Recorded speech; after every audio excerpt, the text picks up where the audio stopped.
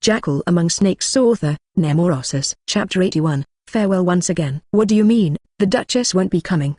Endune pronounced each word very deliberately, teeth clenched tight in anger. The prince was in a small, shabby room that seemed to be abandoned. It was poorly lit by moonlight through covered windows. Just behind him, his escort of 4 disguised royal knights stood alert. Their focus was devoted to the man adjacent to their prince, each very wary as through the man was likely to lunge at any second. Just that, Prince Endune, the man replied. He was smaller than Endune, but his presence had an indomitability one might liken to a rock. He wore rounded steel armor that seemed especially thick and heavy, so one could not see his face. A war hammer hung from his waist. His helmet was wrought in the shape of a boar. The Duchess will not be coming, the man repeated. Why? Endune insisted. Has something come up? Something more important than her prince? The situation has changed. The Duchess does not feel it is in her best interest to meet. The boar-masked knight laid out plainly. House Parbon does not think it is in their best interest to give faithful service to my father. Endune stepped forward, moonlight dancing across his face until he came to stand before the man, peering at his eyes inside the helmet. Are these two things related, I wonder? I should hope not. If you need an example of what defiance brings, you need only look to Parbon's vassals. That should be clear enough message. Despite Endune's formidable presence, the boar helmet knight did not move at all. Though the prince's breath came close enough to fog the well-polished steel helm, his hand stayed at his side, disciplined and unafraid. The situation has changed, the knight repeated. Endune seemed to have some difficulty restraining his irritation. When he seemed liable to lash out, he turned away quickly, leaving his back to the boar-masked knight. How has it changed? What's changed? The prince asked coldly. The Duchess said it is because Just has allied with House Parbon. Endune's breathing grew quicker, and he reached at his side, pulling free a white dagger gilded with gold. It was the same dagger that Margrave Reinhardt had used in their fight together, and it still shone with enchantments. He stared at it, fixated, slowing his breathing until it was calm. This is news to me. Endune put away the knife, and then turned round. You, the Duchess belongs to Housecull. The sigil of Housecull is a boar. Are you a scion of that house? No, the knight said. A champion, then? The prince pressed. Once, the knight said. Now, I am someone the Duchess is willing to let die. It seems she is quick to discard things, the prince noted. Yes, the knight agreed. Endune placed a hand on his hip. What is your name, knight? Unimportant. If you need a name, most call me Boarmask. Ha! Endune scoffed. Which came first, the name, or the helmet? Helmet, the knight replied seriously. Well, Boarmask. The prince stepped closer. I dislike the idea of going to fetch something and returning with nothing. You said you were once a champion of Housecull. Do you care to champion your prince? Boarmask stared at Endune. No. Endune raised his head, evidently not expecting that answer so quickly. No, Endune repeated. I often like brevity, but yours infuriates me. Why do you refuse me? Do you not realize your situation? I am leaving Elbrail tonight, Boarmask said, in search of the ideal master. Yet you decline me, a prince, Endune said. Would you die for me? Boarmask asked. Endune laughed. A master to die for their knight? Perhaps you've the order reversed. You will die an errant knight if that is what you seek. So it shall be, Boarmask said. He stepped forward past Prince Endune, past his royal guards, and opened the door, leaving. A silence settled in the abandoned room, the moonlight moving ever so slowly and reflecting off the dust hanging in the air. Prince, if you wish, we can. One of the knights alluded, knowing well their master's vindictiveness. No. I know that one. He had another nickname, but it seems that it's changed. He was the romantic warrior. Perhaps he disliked the implication and donned that helm. It seems he is ever in search of the ideal master. Endune shook his head. A fool. He'll die one, two, but not by my hand. I doubt you are capable enough to dispatch him. Anyway, Endune pulled out the Margrave's dagger. I will not return to the capital with empty hands. He ran his gauntleted finger across the blade, scratching the steel armor. Neither the Duke nor the Duchess will break cleanly. What I bite, I hold till I die. Hash. Margrave adjusted the things on their carriage, settling everything into place. Beside him, Glimmer lifted one more chest and put it in the luggage compartment. Margrave looked behind him, but there was nothing more to put on the carriage. Margrave did one last examination to be sure everything was secure, tugging on what was there and testing it. Content. Margrave turned his head back towards the distant black walls of Just. They had gotten everything they needed from Just. Glimmer's newly forged greatsword hung from his hip, just opposite his dagger. Both were enchanted. Margrave could not deduce the quality by sight alone, but he supposed they would soon have occasion to test them out. In addition, his armor had been remade, covering the gaping hole in the torso. The crown taken from the ruins near Baden rested in Gilliman's helmet, hidden beneath steel. The elven mercenary had always been potent, but with the crown enhancing his physical abilities, he would be a force to be reckoned with. To top all of that off, Gilliman had both ebonice arrows and enchanted arrows, each numbering near 20. Margrave and Annalise had donned their enchanted gear, clothed in fine leather and wearing rings with B-rank warding magic engraved into them. They could cast a B-rank warding spell 20 times before a recharge was necessary. Argrave hoped to learn how to recharge enchanted gear himself eventually, but that was a distant goal. And lastly, the Amaranthine Heart had given Argrave gallons of liquid magic over the course of days. It had been an expensive endeavor. All of the liquid was stored within the main portion of the carriage where he and Annalise would sit. With so much excess, he had decided to have Annalise drink the stuff as well. Provided she was diligent in expending magic in practice, it would enable her magic capacity to grow faster just as his did. "That's quite a lot of stuff you have," commented Elias from behind. Argrave looked to him, and then shut the luggage compartment's lid. "So it is." Perhaps if the bronze hand mirror in his pocket had any use beyond telling him things he knew, it might not be so troublesome to bring his books and the liquid magic produced by the Amaranthine Heart. It was a wonder the protagonist of a game could haul so many things around. Then again, a protagonist did not need to sleep, eat, or drink, and was incapable of feeling fatigue. A playable character was quite a terrifying figure. Bluntly, they blindly rush into any danger, they never fail, and each has a single-minded drive towards achieving just about anything. That role had been delegated to Argrave. Now, Elias' voice brought Argrave from his hazy thoughts. The red-haired young lord rubbed his hands together as though they were cold. "I have to get my father's permission for all of this." "Incorrect." Argrave shook his head. "I don't think he can reasonably renege. It would do too much damage." Argrave poked his chest. "All you have to get is his forgiveness." Elias blinked for a few seconds. "But you said I could always get permission later." "You've been cheated, duped." Argrave clapped his hands together. His newly worn metal ring beneath his glove struck his knuckle, and he winced. "Damn, not used to that." Argrave parted his hands, rubbing his tender knuckle. "I only said that so you would agree. I'm sure Margrave Reinhardt will be furious at the liberties you've taken." Elias did not know how to process this, standing the mouth agape. "Let me teach you a valuable lesson imparted unto me by sages of old. It is better to seek forgiveness than ask for permission." Argrave nodded, and then patted Elias' shoulder. "On that note, please forgive me. It had to be done. If you wish, lay all the blame on me. I am perfectly willing to accept yet more of your father's loathing." "No, Elias looked at the ground. "It was still my decision. I cannot let you suffer for it." "I knew you would say that." Argrave nodded. "It's why I even brought up the idea. I knew you'd never do such a thing. It's too reasonable." "You are." Elias paused. "A real bastard," he finally said, with brief laughter. "So I am often told." Argrave nodded. "One more thing. Be careful on your journey home," he said sternly, stepping closer to Elias and staring down at him. "I'm not telling you to drive safely, but rather make sure you don't end up in a ditch with a knife in your gut. Just because it feels like things have settled down doesn't mean you can relax. Delbrun might have other plans for the contingent of mages following you home, if you catch my drift." "Gods, you sound just like Helmut." Elias shook his head. "All that near me have made that clear. And besides, my betrothed." He stumbled over the word, evidently unused to saying it.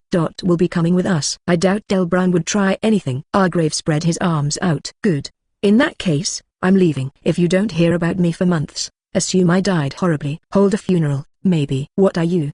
Elias trailed off confusedly, but Argrave had already turned to walk to the carriage. Glimmen followed just beside him. "Hold on, I have more." Argrave turned. "Is this about Stain?" "He's a tough kid. He'll be fine." "No." Elias stepped closer so he did not need to shout. "I decided to take Vigil, Stain, with me to Parban. He has some insights about subterfuge that I think would be helpful to my father." "Good idea." Argrave nodded. "What, then, is your question?" Elias bit his lip, brooding on where to begin. "My mage, Helmut. He told me not to associate with you. He told me he saw something within you." "An abyss," Elias outlined. "It may sound strange, but Helmut's ascendance to an A-rank mage gave him unusual abilities. His eyes. He has a touch of true sight." "I know." Argrave nodded. "And I knew what he would see. That was why I brought Ro, so things wouldn't get out of hand." Elias swallowed. "So, you knew, this whole time?" "Maybe you know my question." "Not hard to guess." "Exactly," Argrave chuckled. "Anyway, I'll see you later." Elias' face morphed in confusion, and Argrave turned once more. Argrave opened the carriage door, and Annalise lifted up her head from within, looking at Argrave. He took one step into the carriage when Elias called out, "Wait." Argrave waited, leaning off the carriage while holding the door's handle. "What is it?" "What did Helmut see?"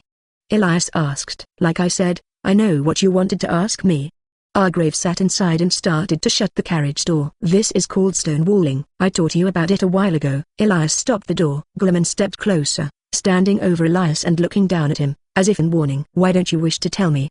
Elias insisted, unintimidated. Argrave sighed. "You're the honest to a fault type. You'd make a good friend, but a poor confidant for that reason." "I have secrets. I'd like them kept." Elias mulled that over for a time, staring Argrave down. Eventually, He released the carriage door. Argrave took the opportunity to shut it. "Here we are once more," said Argrave to Annalise, quickly dismissing the former conversation from his mind to dispel the guilt he felt. Long drives, nothing to do but read and talk. Plain, tasteless, but preservable food. And at the end, a promise of misery and hardship. Annalise nodded, a book already open on her lap. "The first part is not so bad." Argrave raised a brow. "I'm glad you agree." Chapter 82, The Wider World. "She is too old," Helmut said, sitting just beside Elias. "You've said this," replied Elias, cradling his head with one hand. "You've said this many, many times. My father married late. This is no different." "Stop talking about it." Elias, Baron Abraham, Stein, and Helmut sat around a table, each eating quietly. Stein was more than a little uncomfortable in their company. He felt like he had traded one well-dressed noble family for another, but Elias insisted on having him return to Parban. At the very least, his presence assuaged his sister Idia's fears about her new would-be husband. Helmut set his spoon down, and it sunk into the bowl of soup. "It's different now. House Parban will need many heirs." "She is too old." "I should marry half a child instead?" Elias lowered his hand. "I want someone to share life with, not someone whom I can make more children with." Delbrand's daughter would have grown older. Helmut crossed his arms. "After this war, Parban will be at the peak of prominence. If you have fewer heirs, Parban cannot capitalize on this advantage." Elias slammed his fist on the table. "Did you forget why my father started this war? This isn't about benefits, isn't about advantages or disadvantages. My uncle sits in the dungeons, bound in chains and starved. The people suffer under Vaska, who grasps for power like no other."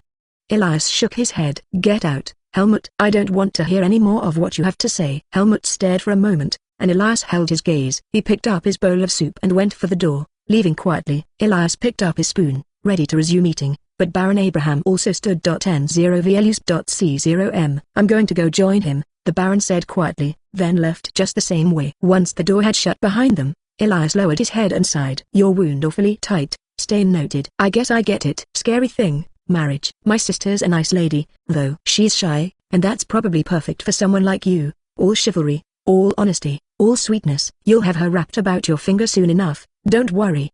Stein held his fist up as though cheering him on. "It's not." Elias was about to refute, but then sighed once more. "I suppose there is some of that in there, but the reality of what's happening is setting in. War. One of my father's vassals was slain by unknown assailants, half his village burned down, and..." Elias tapped his fingers against the table. "I'm starting to question if being honest and good is even worth it at all if someone you trusted your future with can't return the favor in the slightest." "Hey." Stein rubbed beneath his nose. "You're starting to see. It's simple. Trust yourself and no one else. That's how I was raised. I turned out okay." Elias snorted, then crossed his arms. His brows furrowed as though he had a realization. "I guess I can't really know how Argrave was raised. He might not be a trusting person, and we haven't exactly been close in the past. Maybe." He trailed off, and then shook his head. "Forget it. I need to put this behind me. These next months will be busy for me, I suspect." Duke Enrico hunched over a book, his study dimly lit by candlelight. His blue hair was uncharacteristically disheveled, falling over his face in greasy strands. The book was a very old thing, veritably crumbling, and the Duke flipped to the final page. A few moments passed as he read through it. Once he finished, he closed it, sighing. He leaned back into his chair, eyes closed as he lost himself in thought. The candlelight flickered, wax dripping down the tall white stick in the silent study. A knock came at the door, drawing Enrico from his thoughts. "Enter," he called out, voice hoarse from fatigue. The door opened, and his daughter, Nicoletta, stood there, magic lamp held in hand. "Are you busy, father?" she questioned. "No, never too busy for you," he said, some vigor returned to his tone at the sight of his daughter. He stood, gesturing to the chair opposite his desk. "Have a seat." "What's the matter?" "It's awfully late." After shutting the door, Nicoletta walked in and took a seat as her father had instructed. "I just couldn't sleep." She looked across his desk. "What are you reading?" "Looks old." "I've been looking into the thing Argrave told you of. Gerektik Kiet. Most of these books are from distant lands, translated into our tongue." Enrico picked one book up. "It's very difficult to read, poorly translated. Yet despite these facts, I have found mention of this entity," the Duke said seriously. "That, alone, is concerning." "So, do you believe it exists?" she questioned. "This ancient calamity, the tales are consistent, the dates are consistent, and the tumult before its appearance is consistent with what we experience now." The Duke set his elbows on the table and leaned in, bloodshot pink eyes glowing in the candlelight. "The only thing that isn't exactly consistent is what Gerektik Kiet is." "You didn't answer my question, father," she insisted. "Do you think it's real?" Duke Enrico said nothing, gaze growing distant as he thought on her question. After a long time of silence, he finally answered, I think it would be best if we preserve and build our military strength, because everything that I've read concerns me. I see, she said quietly. Enrico's eyes stayed locked on her, and eventually his gaze softened. Speaking of concerning, why are you having trouble sleeping? Oh. She rubbed her eyes, reminded of her tiredness. Just. My mind won't stop working. You recovered, father. Why must I remain regent, especially during the rebuilding of Mateth? I keep stressing, and worrying that I might do something wrong. Or, it's precisely because you're rebuilding that you should remain regent. The Duke said firmly. I am old, and grow older yet. One day, you will be Duchess in your own right. Or perhaps even Queen. It is important that you know rulership well, and there are few better ways to know it than to rule. But if I make a mistake, I never said you could not ask me anything, Nicoletta. The Duke smiled. If you are uncertain, or if you have doubts, I will impart to you all that I know. Enrico rubbed his hands together, and then, as if reminded of something, added, I believe it is important to give your children responsibility. This is a lesson you should learn, I think, before our grave returns and this war is settled. Ha ha.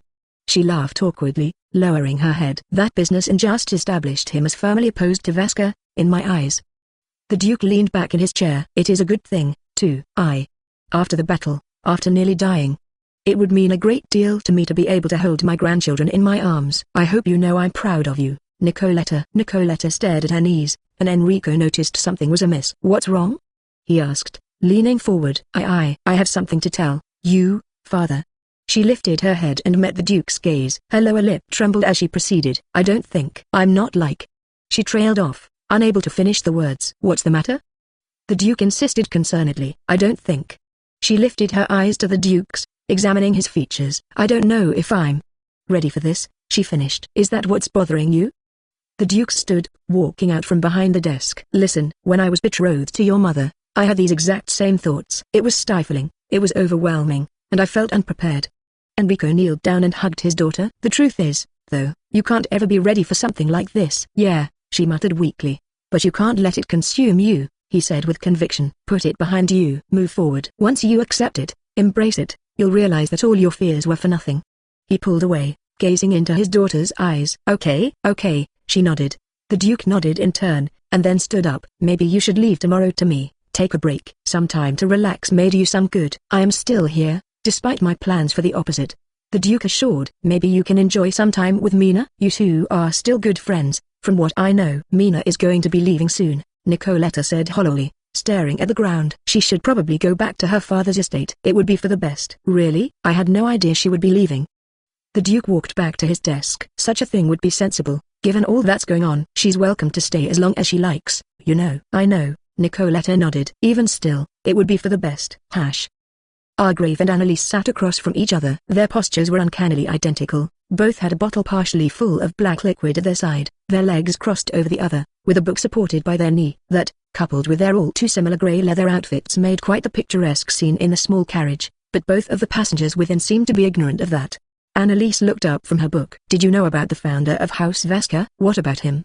Argrave answered absently. Apparently, he led his armies alongside of a host of snakes, who bit his enemies at his command. Yeah, his legion of 10,000 snakes.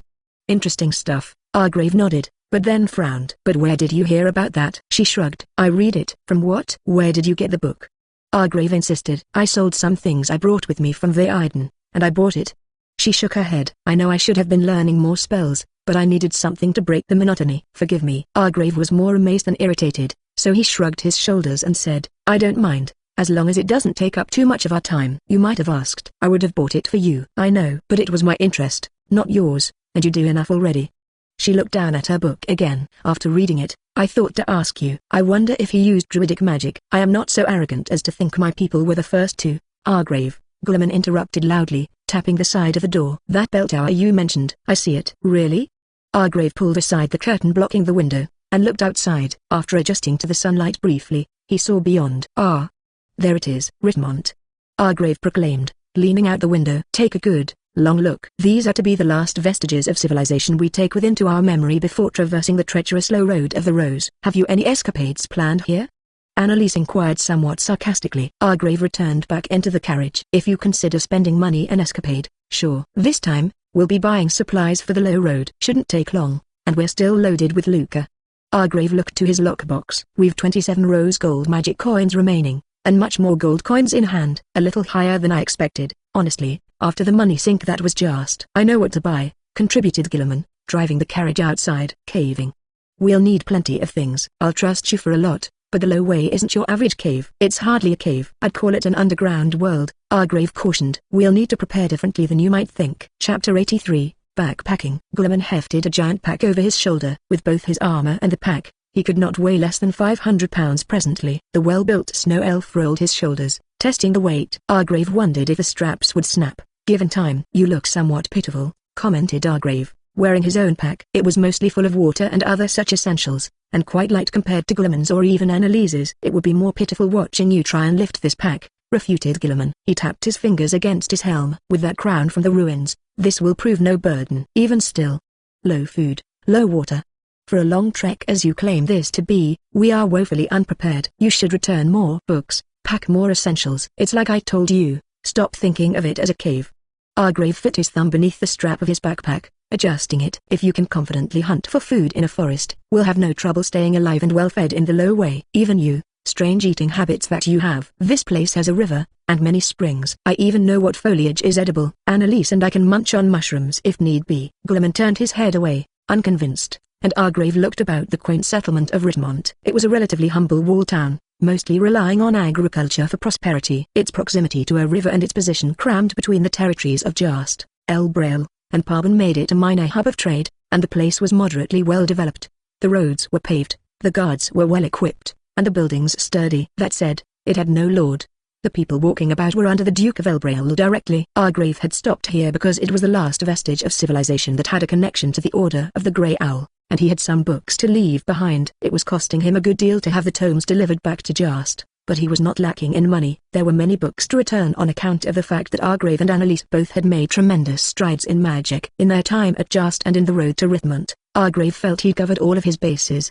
He had examined the statistics on his bronze hand mirror for the first time in a while. Traits: tall, sickly, weak, intelligent, magic of inity, high, insomniac, blessing of supersession, max. Skills: elemental magic, C, blood magic, C, healing magic, C, illusion magic, D, warding magic, C, druidic magic, C, inscription, E, imbuing, E. He learned C-rank healing spells in case of emergencies, C-rank warding spells to deal with lesser attacks, and C-rank elemental spells of some variety to cover all his bases as according to each element's strengths. Annalise had done much the same, though her array of spells was already quite diverse as she had been at C-rank longer than Argrave. Beyond that, Argrave had learned one blood magic spell at C-rank, Pain's Thorn, a long-range bolt not dissimilar to the D-rank spell of the same school. Pierce. Blood magic was most effective at quick bursts of extreme power, in Argrave's estimation, and until he was black-blooded, he did not intend to learn any more blood magic. Will you keep with tradition and inform us of our objective only once we have arrived at this Low Way? Annalise asked pointedly. Argrave clicked his tongue, drawn from his thoughts. Awfully cheeky, but you're not wrong. I'm tempted to do just that when you paint me as such a monster. He adjusted the backpack on his shoulder. Well, I've never been a traditionalist, and for this journey, there's a lot to explain. We've got everything packed in our bags. Let's return to the carriage and discuss things. They walked out the gates of Ridmont, and Argrave set his bag inside the carriage, just beside the many satchels full of the black liquid magic created by the amaranthine heart. He sat on the side of the carriage, while Annalise and Gilliman both stowed their backpacks in the luggage compartment of the carriage. Okay, before we begin, I'm going to consult you two about this. Frankly, I've been torn this entire journey. Argrave rubbed his hands together, and then eventually conjured a word to block out their conversation for caution's sake. So, there's a coven of vampires within the Low Way. They're mostly reclusive barring the occasional gruesome murder, but they also have something that I need. We have two options. Argrave raised one finger. Entreat them for the thing.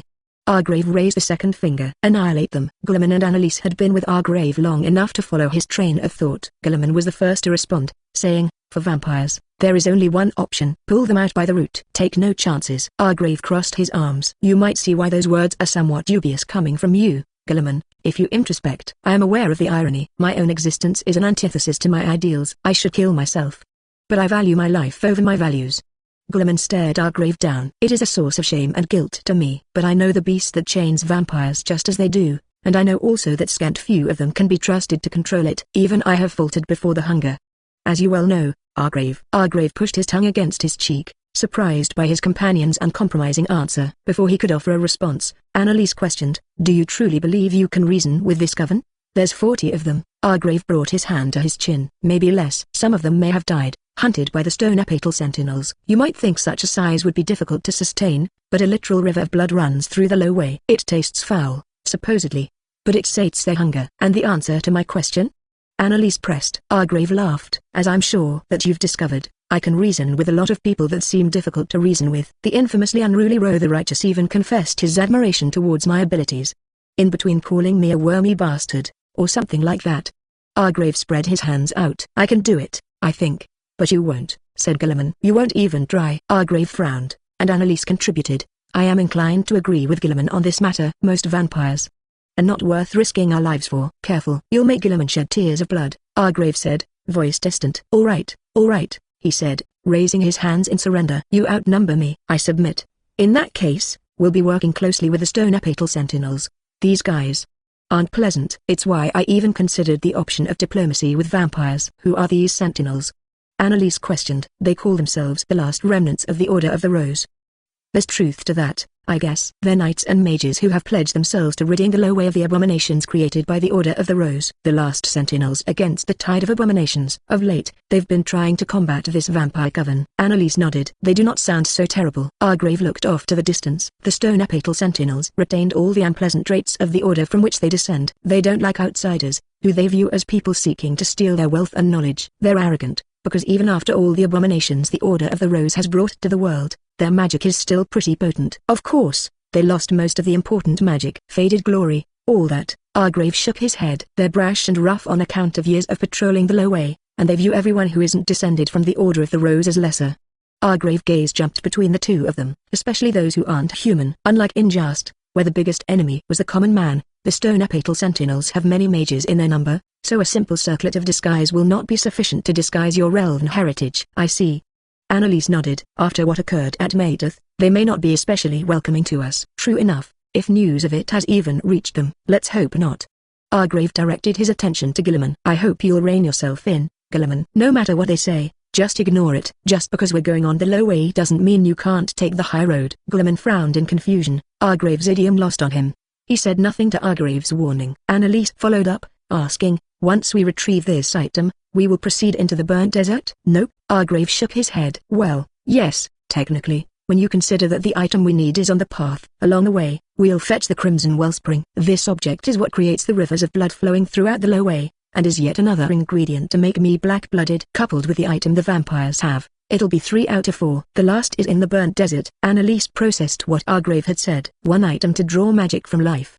Another to create ceaseless blood, ceaseless vitality. She connected the dots. And this item from the vampire coven, what exactly does it do? It's a scalpel to be used for the surgery to make me black-blooded. I'm not sure of the specifics.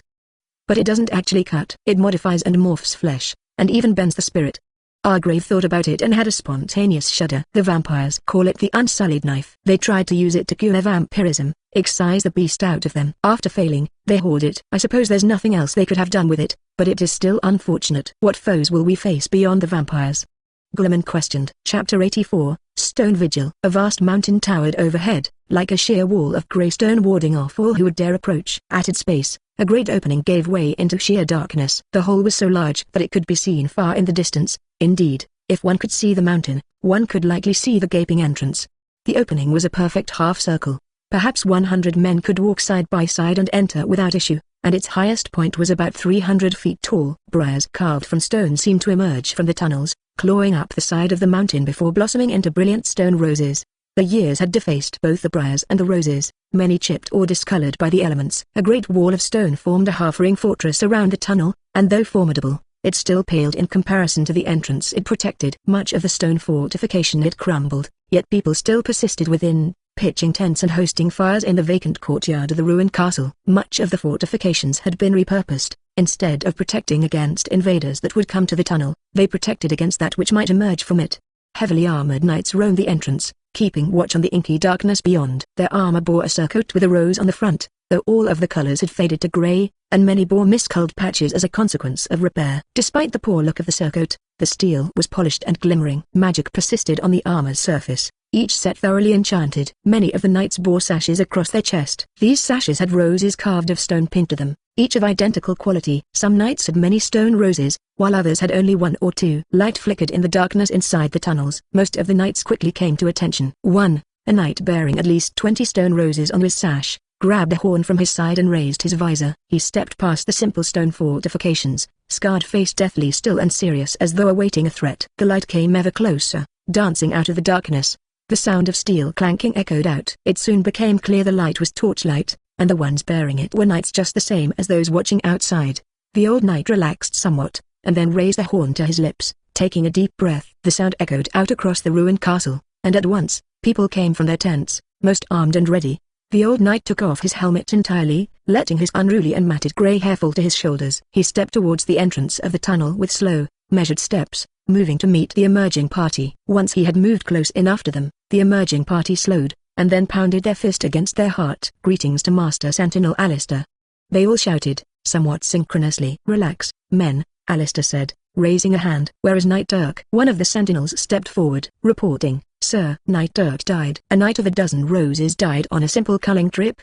Alistair said incredulously. "Have the beasts grown bolder yet?" "No, sir." The knight removed his helmet. A portion of the road collapsed beneath him as he led. He fell and broke his neck. Alistair sighed, raising a gauntleted hand to his mouth. "The fool, too skilled, but overeager." Alistair looked up. "His body?" "Lost, sir." The knight could not look up. His body fell too far. It tipped into the canals. Alistair looked to the rest of the knights. None of them looked accomplished, merely weary and defeated. Deciding there was no point in harping on the matter, Alistair nodded. It was unavoidable. He grabbed the knight's shoulders. "We must fight on with Dirk in our memories." "My memories of the dead are starting to replace each other," a sentinel said, stepping forward and removing his helmet. He had dark hair, barely green, and a mischievous look about him coupled with shrewd eyes. "I'm starting to confuse them." "Was Dirk the one with one eye, or that scar across his forehead?" "Ossian," Alistair said coldly. "Show respect." "I don't need to obey you, not anymore. I lived another journey, I receive another rose." "We're both Master Sentinels, you and I, Alistair." Ossian walked forth, his hand held out. "Do the honors." Alistair glared at the younger knight. "Do it yourself, if you're my equal." Ossian clenched his outstretched hand and smiled, with pleasure. He looked around, then moved to a rock. He picked it up, weighing it in his hand, before tossing it aside and picking up another. Satisfied, he cast a spell. He shook it, and stone fell away from the rock, revealing a perfect rose. He raised it and pinned it to the top of his sash. "There we have it. 20 journeys, 20 survivals. I do believe I am the youngest master in the Sentinels." Ossian smiled. "You'll never be given command, you know," Alistair said coldly. Ossian waved his hands. "I don't need such a thing." He spared one last glance at the group he'd emerged from the tunnels with, and then shook his head. "Well, I'm going to eat and sleep. The rest can do the report." Alistair glared at Ossian, veritably trying to bore holes in the knight's helmet with his gaze alone. The younger knight walked away, helmet dangling from his hands. "Alistair, sir." The knight who'd reported Dirk's death began. "Ossian led us out of there. After the collapse, he took us all out and made sure we met our quota of kills. Not one of us died." Alistair looked to the knight, brows furrowed.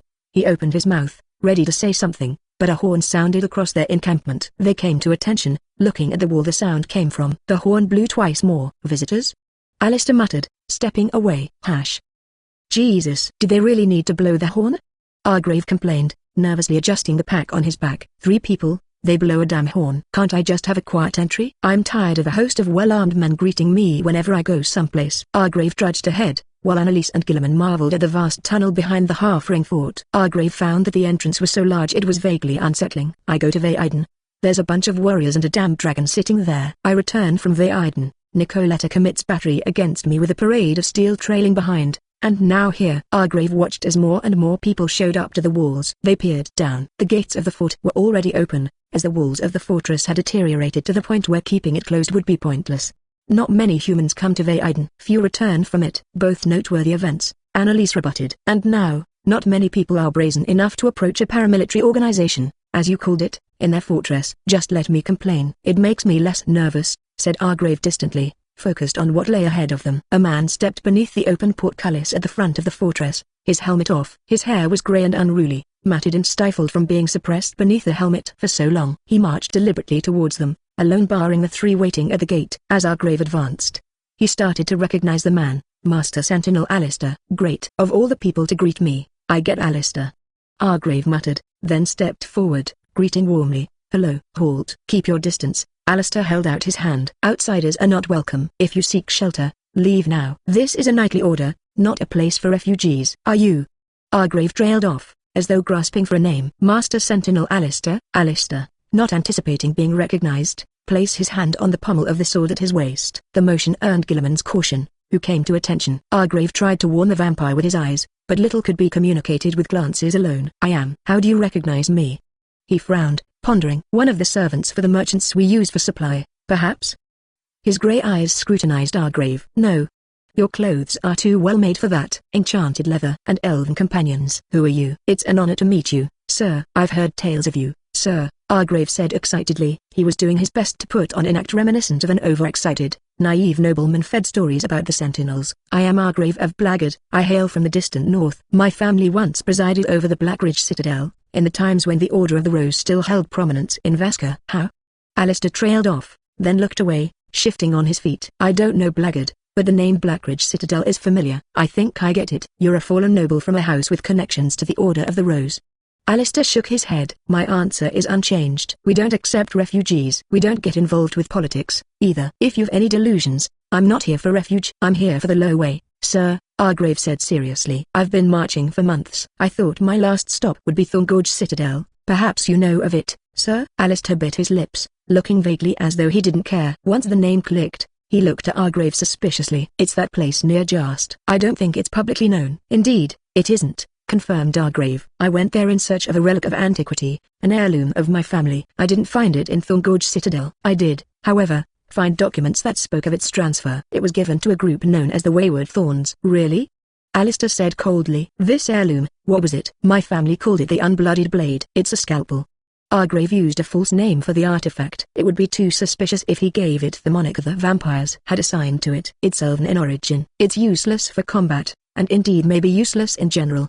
But it is my family's, and the last place it was seen was here. And you wish to march into the low way and die young?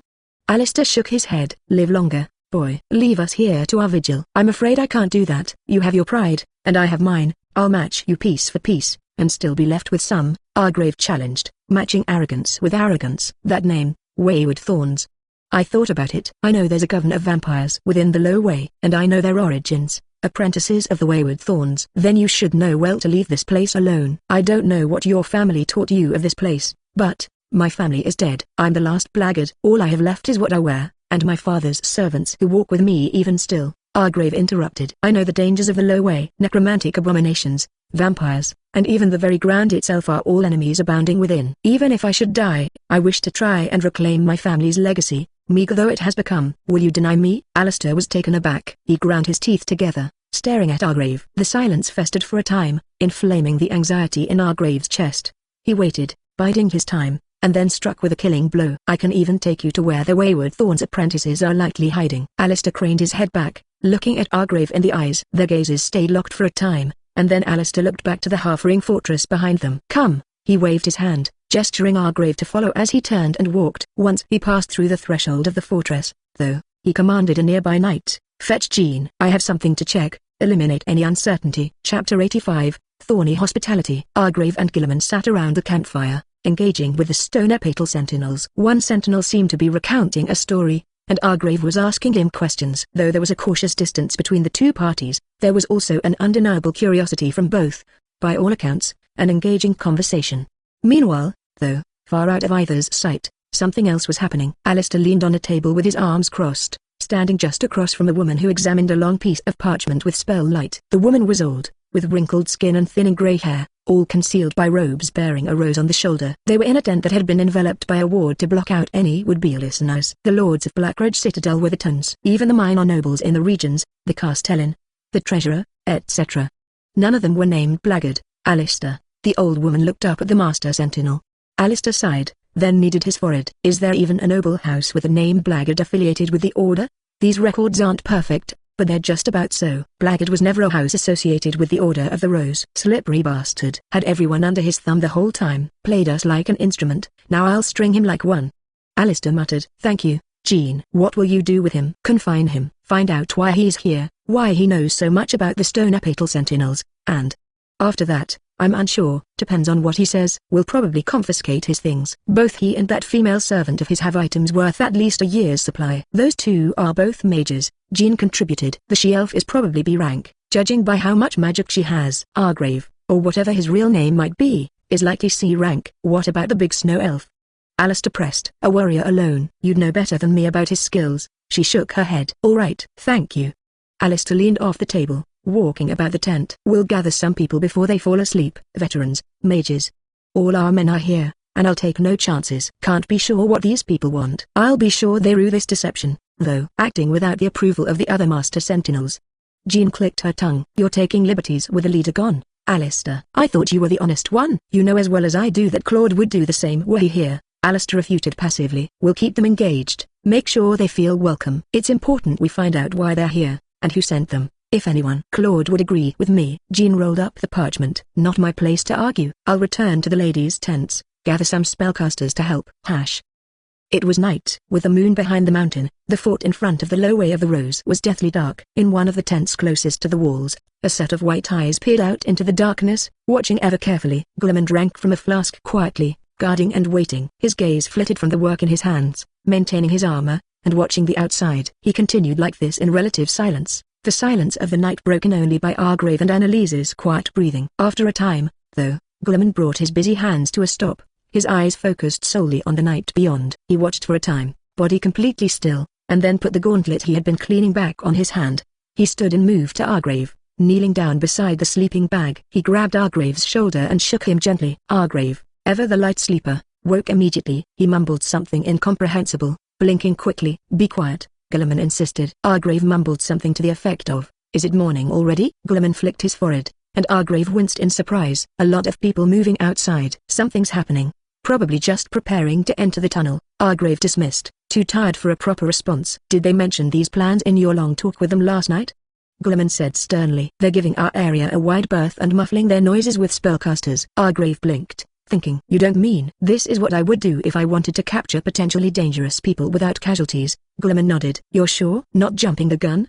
Argrave asked, some awareness returning. Gilliman frowned. Do you know me to be paranoid? This damn. Argrave blinked quicker, still evidently very tired. He slapped his face twice, then shook his head as though to jolt himself awake. All right, all right. He pulled out of the sleeping bag, rising to his feet. The commotion awoke Annalise, who turned over to look at the both of them. Gilliman walked back over to the tent flap, watching outside. Argrave looked around frantically. Already dressed, everything's packed. He took a deep breath. Okay, what the hell am I doing? He asked himself, trying to gather his thought process. What is wrong? Annalise asked, sitting up. Gilliman said nothing, but Argrave replied distantly, our hosts seem to have taken issue with us. We're right by the wall. I remember where there's a caved-in portion. Can't sense any people blocking it. We move quickly, we exit without issue, Gilliman said, planning everything out thoroughly. We'll lose this tent, but nothing else. Right, right. Argrave nodded at first, but it quickly turned into a headshake. No, no. This won't do. I don't know what the hell happened, but I need to get into the low way. All the other entrances are miserable to get to. Gilliman turned his head away from the outside. You're thinking about this now? We have a quick and easy out. We take it, he refuted. And then we have to sneak in when they're ready for us? Forget that. These guys are some of the best equipped knights in the kingdom of Veska. It'd be ridiculous to even try. We have them unaware. They won't be focused on the entrance. We have to go now, Argrave whispered intently. And instead we should rush past when they're prepared to apprehend us? Gilliman's voice held disdain. Ridiculous. Cut your losses, Argrave. Acknowledge when you have no other options but retreat. Hold, Annalise said, pulling both of their attention. We can. She rubbed her eyes. Weave out the nearby hole, and then follow the wall until the base of the mountain. There is another collapsed portion there. We can enter right next to the entrance to the low way and walk the rest of the way relatively unmolested. Argrave pointed insistently to Annalise, feeling his point supported. Gilliman questioned, you're sure there's another collapsed portion near the base of the mountain? I am. Annalise nodded, getting up from her sleeping bag. While Argrave was speaking to the stone epatal sentinels, I was examining the walls and the tunnel. It was difficult to be around them. I could tell they were not fond of me, she justified herself. Okay, that's enough for me, Argrave said eagerly. Gilliman, you have everything? Gilliman put his helmet back on. It's dark. Light will attract attention. I will lead you two through the darkness. As ever, Argrave retorted, his mind starting to come alive. Argrave and Annalise moved urgently to put what few things of theirs remained unpacked back in their bags. Soon enough, the tent was left with only their sleeping bags on the grass, and Argrave put the backpack over his shoulder. He checked to be sure everyone else was ready, and then Gilliman opened the tent, leading out into the darkness. Chest ablaze with anxiety, Argrave took a deep breath and followed. He could hear nothing beyond the sounds of his companions and his own feet hitting the ground, and the night was so dark he could only follow after Gilliman. True to Gilliman's word, it did not take long before their feet left the courtyard's grass and stumbled over fallen stone bricks. They emerged from the half-ring fortress, standing before the plains. Argrave felt the wind at his cheek, and his hair moved. Realizing this might be the last time he felt open air for a long while, he felt another wave of nervousness. Gilliman grabbed Argrave's shoulder, pulling him from his daze. They followed along the wall as it winded, taking quiet yet quick steps with the wall to guide them. Argrave felt some confidence return. Damn it all. It had to be something I said. What did I say, Gilliman? Where did I ruin things? I thought I did pretty well, he whispered, knowing well his companion's sharp hearing would catch his mutters. I don't know. You spoke a lot, and the acting you were doing was insufferable, Gilliman returned. I tuned much of it out. Gee, thanks. Real helpful. Be quiet, Gilliman veritably growled. Focus on what to do, not how it happened. Dwell on this later, when we stand with stone over our heads and the low way beneath our feet. This isn't exactly how I wanted to enter it, Argrave muttered, but then heeded Gilliman's advice and remained quiet. They followed along the wall with the sheer grey mountain base looming closer after every step. Though they passed by multiple collapsed portions, Annalise urged them onwards, insisting she knew of one closer to the entrance. Argrave trusted her, but at the same time felt uneasy, numerous what-if scenarios echoing in his head. Eventually, they did indeed find a collapsed portion of the wall all but touching the base of the mountain. Argrave breathed a sigh of relief, trying to peer out into the darkness beyond. He saw a few torches lit near the entrance to the low way, but all else was covered in shadow. He saw a few people and felt terribly exposed with them in sight. It's dark. Can't see a damn thing. I'll just follow your lead, Gilliman. Argrave shook his head. Gilliman nodded. Grab onto me if you must. Shouts sounded out across the night, making Argrave freeze. He listened, trying to discern their voices. It was a fruitless effort, though, but it helped confirm one thing: they were indeed targets. The voices came from where they had been sleeping. Let's go now, Argrave said insistently, trying to suppress his fear with action. Gilliman stepped back into the fortress, and Argrave followed just behind. After a few steps, a horn sounded out, the sound bouncing off the mountain walls and echoing dreadfully. Damn it all, Argrave despaired silently, following after Gilliman. They proceeded across the empty courtyard towards the entrance to the low way. All those that had been guarding turned their heads to the sound of the horn. None of them seemed to move. Just as they neared the perimeter near the tunnel, though, someone broke away, taking the torch off its sconce and rushing towards the blown horn. Gilliman drew his dagger and rushed away. Argrave called out weakly, "Wait!" But to little avail. The elven vampire caught the man's wrist which held the torch, pulled him forward, and then plunged his dagger beneath the man's helmet. The fiery enchantments on the dagger burst from the visor, and then Gilliman pulled it away. The man's body dropped. Gilliman, Argrave called out quietly. If they didn't have a reason to pursue before, they do now. The man would have seen us, shouted, called for help. That alone would ruin things. We can make a clean break. They won't find out where we went for some time. By then, we'll be deep within. Gilliman grabbed the man's torch and smothered the flame. Let's go. Argrave spared one last glance at the man's body. He shook his head, swallowed, and went after Gilliman, entering the low way of the rose. Chapter 86, Stone and Bone. Argrave looked back, seeing none of the moonlit night beyond. The stone apatal sentinels' encampments was far beyond them. Gilliman, anyone behind us? He asked uneasily. No, the elven vampire answered after a moment's pause. Argrave breathed a sigh of relief, and then conjured an E-rank spell for light. It jumped into the air and Argrave's eyes closed instinctively, adjusting to the new brightness. Soon enough, his eyes opened, and he saw the spell light reflecting off the grey stone around them. The beginnings of the low way of the rose were well made, each stair descending downwards in perfect order. The pillars were carved in the likeness of rose stems, thorns poking out along their surface. Torch sconces were cleverly disguised into the thorns, but they had neither lamp nor torch in them at this point. What a disaster, Argrave said, both to himself and his companions. Flew too close to the sun, and the gods burnt my wings. We should be moving, Gilliman said, unheeding of Argrave's comments. No telling if or when pursuit will come. We need a comfortable distance ahead. Yeah, Argrave nodded, and then they continued down the stairs. Their pace was a moderate one, a little slower than a jog. Each stair was very large, and it was difficult to proceed down them quickly. Argrave was certain that his knees would ache tomorrow. In a while yet, the tunnel will open up into the real low way. There, we can reassess things, he called out to both as they proceeded. The briars about the ceiling and walls gave the impression the room was twisting and writhing as they proceeded downwards. Had Argrave not known the name of this place, he might have assumed the thorns everywhere were spikes, and this place the abode of some fell creature. Thinking of what was ahead, Argrave realized that impression was not entirely false. Ro was right. I got cocksure, and now look where we are, enemies ahead, enemies behind. Argrave shook his head. The plans I had, up in smoke. Neither of us questioned your judgment, Argrave, Annalise argued as she moved beside him. The fault is not yours alone. How could you question my judgment? Argrave said interspersed with laughter. I didn't share it. I just insisted you follow along. Everything went so damned well in just. I thought the world was my oyster. Fat chance of that if I keep counting chickens before they hatch. Things went to hell in a day. Glimmin spared a brief glance backwards but said nothing. Silence settled over them as they proceeded. Annalise finally broke the silence. After Thorngorge Citadel, when I could hardly stand, you asked me a question. I will return it to you now, in hopes you understand the point I intend to make.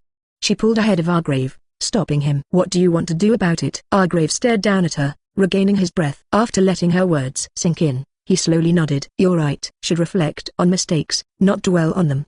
He looked down the tunnel, probably getting close to the end of this stairway. Yes, the air shifts ahead, and I hear the rush of water echoing against cavernous walls, Glimmin said. Not much further. Anxiety rose up as a tide within Argrave's chest as they resumed their journey downwards. Faint, reddish light greeted them, draped like a mist over the cold grey stone of the stairs. A horrifically potent and sharp smell reminiscent of trefoil and iron invaded his nostrils, but Argrave shook his head and pushed past the feeling. The sounds of rushing water grew louder as they approached the red light. The tunnel that led into the lowway was grand in scope, its ceiling towering hundreds of feet above them. That, though, seemed small in comparison to the grand chamber that opened up before them. The lowway of the Rose was truly massive, enough to house the grandest of cities, and indeed, at some point, it had. Welcome to the trading city of Nordrmaid, Argrave announced. Nordrmaid had been, once, a city of impeccable order. That order remained in the architecture. Several terraced pyramids held tall stone buildings, residential and commercial both. Stairways led from terrace to terrace and pyramid to pyramid, giving Argrave an impression not entirely dissimilar to a Tokoli. These terraced pyramids were divided by large canals that moved beneath sets of stairs, each flowing to the center. The order brought by the angular paths and canals was entirely destroyed by that which had grown over it. The walls and the ceilings housed vines of bone and flesh that wound in and out of the stone, flowers blooming at points that held the image of twisted faces. They had seen one of these plants at Thorngorge Citadel. These in the lowway were intended to support the ceiling and provide light. Their eyes, ever open and shining like spotlights, illuminated the dead city of Nordrmaid with red light. Though the waterways were mostly clean, pure water, at points they merged with viscous flows of blood pouring out from a waterfall in the far end of the cavern opposite them. Over the years, strange plants had begun to grow by the canals, and much of Nordrmaid was consumed by foliage. The majority of the growth was hued red, offering little reprieve from that color. Glimmin and Annalise both looked around with some confused mixture of awe and horror. Even Argrave felt some. Despite knowing fully what to expect, few people save the stone apatal sentinels understood just what the Order of the Rose had left in their wake. This place. How could people have lived here? Annalise gazed at the flesh plants in the ceiling. How could anyone feel at ease here? Wasn't always this bad, I don't think.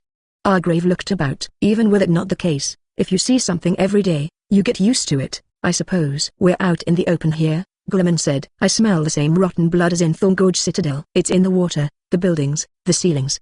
This place reeks of debased flesh. I know. Argrave began confidently but trailed off. I know some place that's likely safe and secluded enough that the stone apatal sentinels won't be able to find us. If indeed they are pursuing. This place is full of secrets. I know a great deal of them. Then let us go and reassess what we must do, Annalise said. Right. Don't let your guard down. Argrave adjusted the collar of his grey enchanted duster, then pulled his hood over. Looks to be an enchanted weapon that killed him, not magic. Fire-based. Probably a dagger, commented Jean, kneeling beside a body. The corpse had been stripped of its armor barring the helmet, which had partially fused with his face from the heat. Can you recover the helmet? Alistair questioned, standing at the head of a crowd of people. Ossian scoffed. Nice priorities, old man, he rebuked. Alistair cast a reproachful glance at Ossian while Jean shook her head and said, Number. The enchantments on the helm are ruined anyway. Meant to protect against threats without, not within, and the person who attacked knew this. Alistair nodded, then directed his voice to the crowd. On the morrow, he'll be buried, the proper hymns sung to send him to the gods' hands. What of the three that did this? One of the knights asked, clearly emotional for the person who died. Why are you asking him? Questioned Ossian. He's a master sentinel, not our leader. Why was this done without approval from anyone? Alistair, you mobilize men without a majority vote from the other master sentinels. Alistair turned and spat angrily. You mean to tell me you wouldn't have done the same? Ossian pointed at Alistair. Don't deflect. Doesn't matter what I would have done. You aren't our leader, Alistair. Claude is, until a month passes, and he's declared dead. We're in a state of interregnum. Alistair waved dismissively.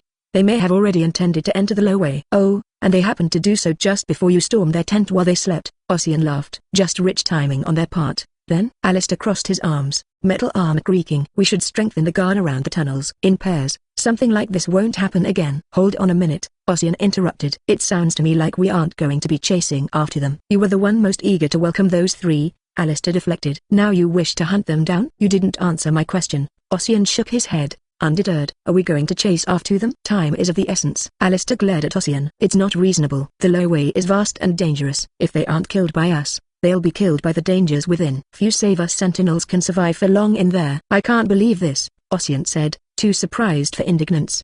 They kill one of our own, and you're simply going to wait them out? They're dead men walking, Alistair insisted. Those on the surface are ignorant of what lies beneath these mountains. If they return at all, it will be from where they entered. Ossian stepped towards Alistair and Argrave.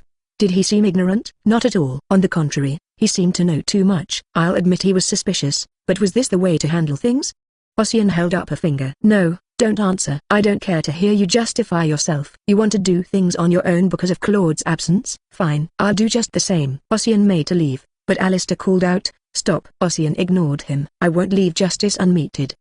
He spread his arms out. Anyone that wishes to come with, follow me. Elsewise, I'll go alone. Though the knight's words were brash and passionate, the sentiments resounded with many within the crowd, who stirred on their feet as though their bodies told them to follow. Ossian simply walked towards the tunnel with purpose, then turned on his heel, waiting for any who would step forward. Ossian, this is foolish, Alistair reprimanded, stepping out in front of the crowd. Gathering men to confine a potentially dangerous individual was reasonable. Scouring the Lowway for a fugitive is simply foolish, the aged knight repeated, unable to think of another word to describe the situation.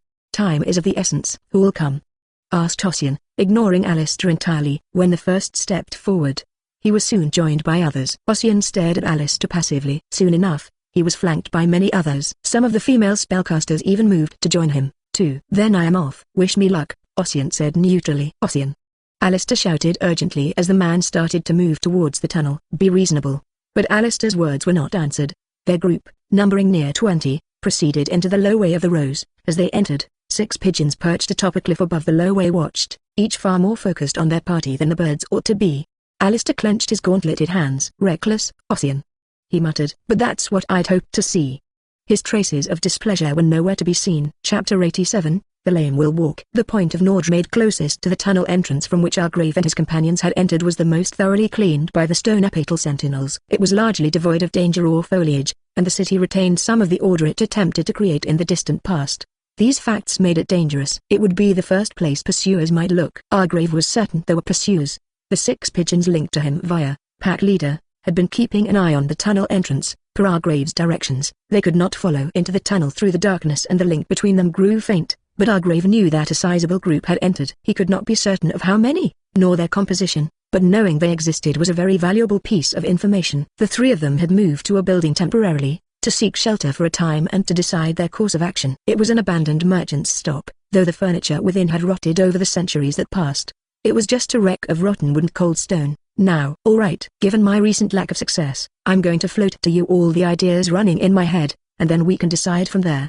Argrave said, leaning up against a wall that faced the open doorway so as to keep watch. It was a pointless gesture, he knew. Gilliman would notice interlopers long before he did. Be concise. We should hurry, lest we lose our head start, Gilliman urged. Argrave glanced at Gilliman. Though acknowledging this bothered him, Argrave had to admit he felt some frustration Gilliman had so quickly disposed of the stone apatal sentinel guarding the tunnel. Of course, without him, they may have all been killed. A simple fact kept his frustration in check. All of this was Argrave's fault to begin with. He was the reason that man guarding the tunnels was dead. Right, Argrave nodded, dismissing his errant thoughts. We can't stay here, where the city is least heavily influenced by the abominations left by the Order of the Rose. The sentinels know this area best. Only a matter of time before we're found. Gilliman and Annalise both nodded, and so Argrave continued. That said, going into that jungle of flesh and bone is all but suicide. The Guardians roam Nordmade in large groups. If one of them should find us, it'll be difficult to escape unscathed even if I call upon Erlebni power. These creatures are fast, ruthless, and intelligent,